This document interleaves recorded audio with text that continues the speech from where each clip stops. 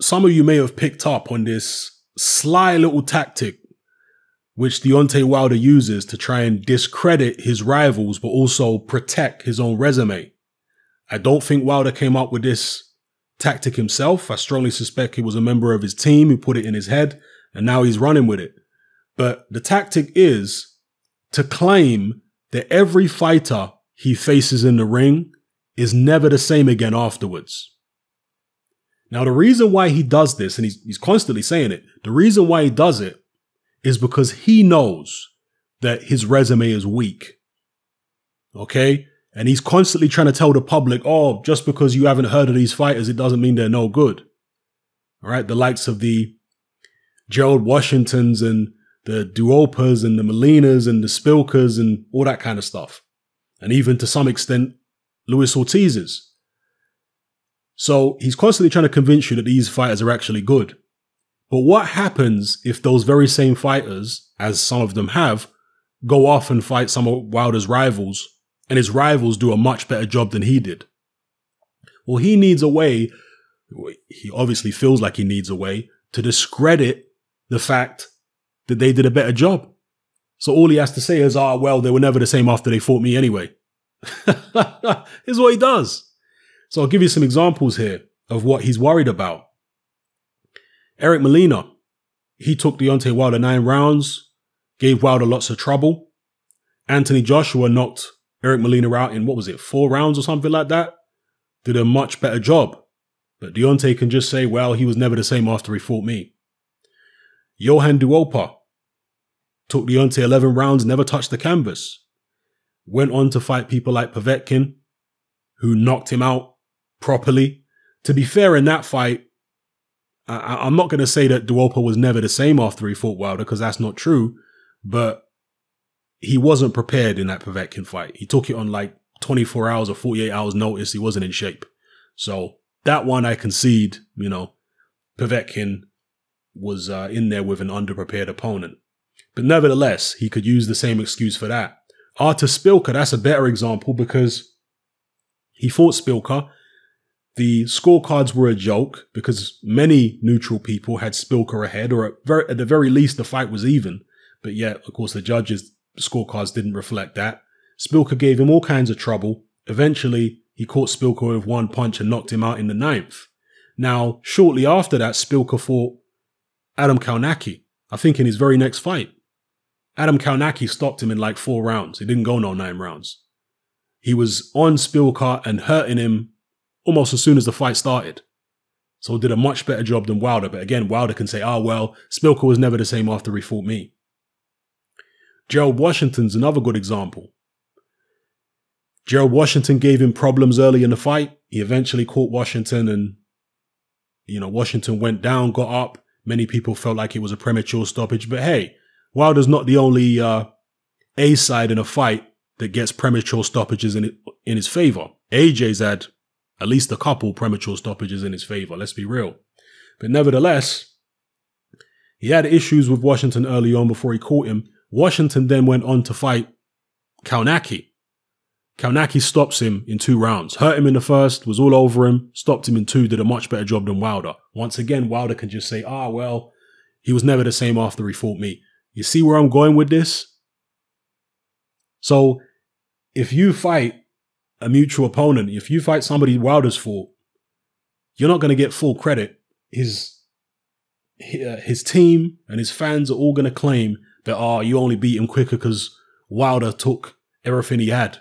You know what I mean? Wilder took his soul or whatever the case may be. Now, obviously, in some instances, a fighter can be never the same after a loss. Yeah? But to claim that every single fighter is never the same after he fights him, that's just disingenuous. Yeah, that's just a tactic that he's using to try and discredit anybody who does a better job than him.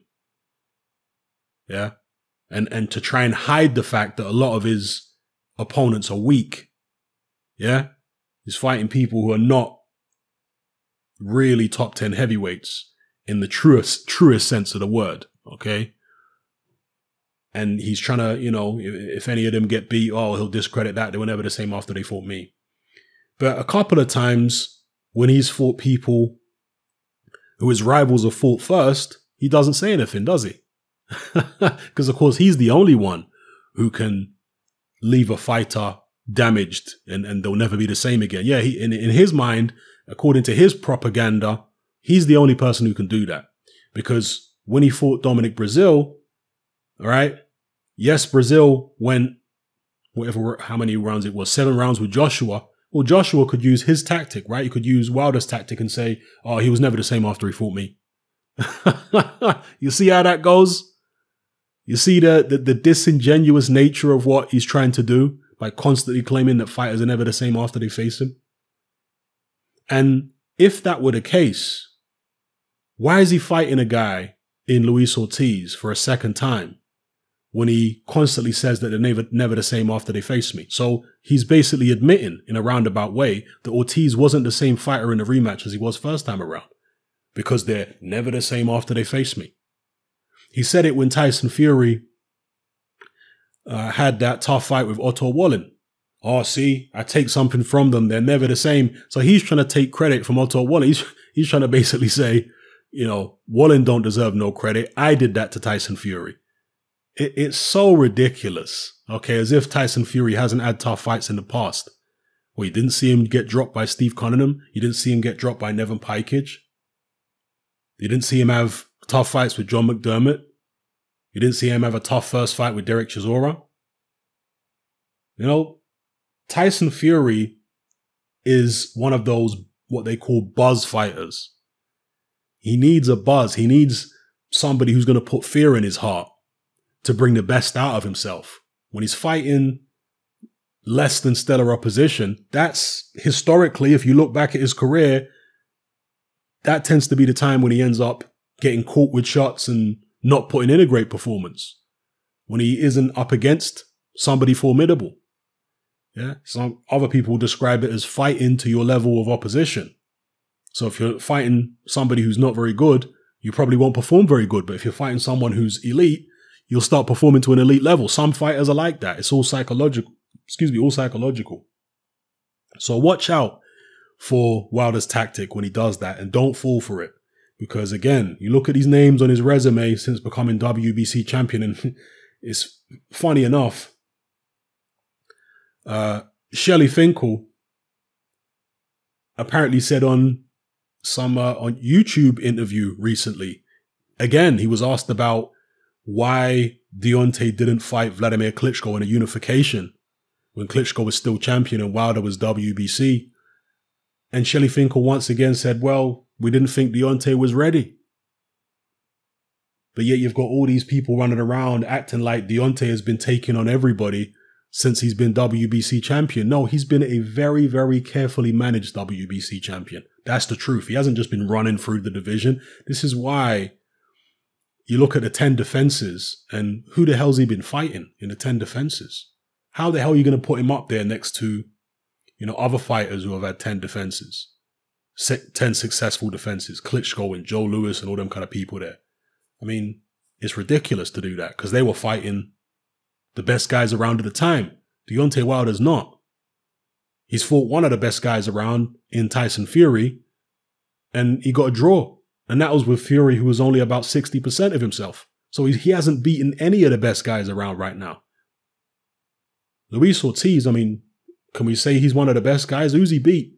If you're talking about Ortiz of 4, 5, 6 years ago, maybe you could have said he was one of the best. You know? And even last time he fought Ortiz looked a hell of a lot better back then than he looked now. So, and like I say, since Ortiz has only got Bryant Jennings 4 or 5 years ago on his resume, how good can we actually say that he is? He's not a proven entity like Tyson Fury or AJ or even Andy Ruiz. They're way more proven than he is. Even Dylan White is more proven than Luis Ortiz. Facts. You look at his resume. So when I'm talking about the top guys, that's what I'm talking about. The guys I just mentioned, not the Ortizes. I'm talking about the Furies, the Dylan Whites, the Andy Ruizes, the AJs, the Parkers, even Povetkin's still hanging around. These are the top guys. Deontay Wilder's got wins over none of them.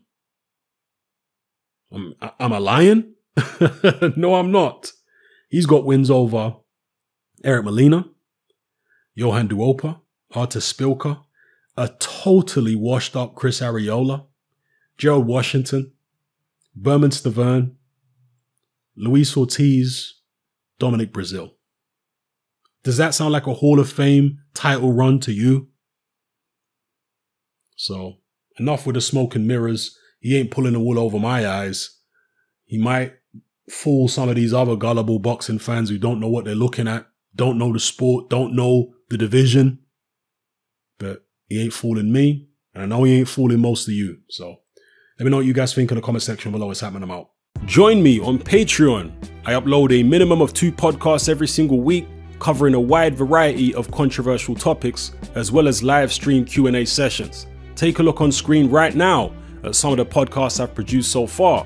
For just $3 a month, the equivalent of about £2 a month, you get access to all my new podcasts and my entire back catalogue of past podcasts, including my popular Confessions of a Nightclub Bouncer series. You can listen on your computer or on your smartphone or tablet by downloading the Patreon app from the Google Play Store or the App Store for free. The Patreon app also allows you to download each podcast in MP3. For less than the price of a cup of coffee, you get access to dozens of hours of exclusive content. It's easy to sign up, there's no contract, and you can cancel at any time. So come and join our community of free and critical thinkers by signing up with me here on Patreon today.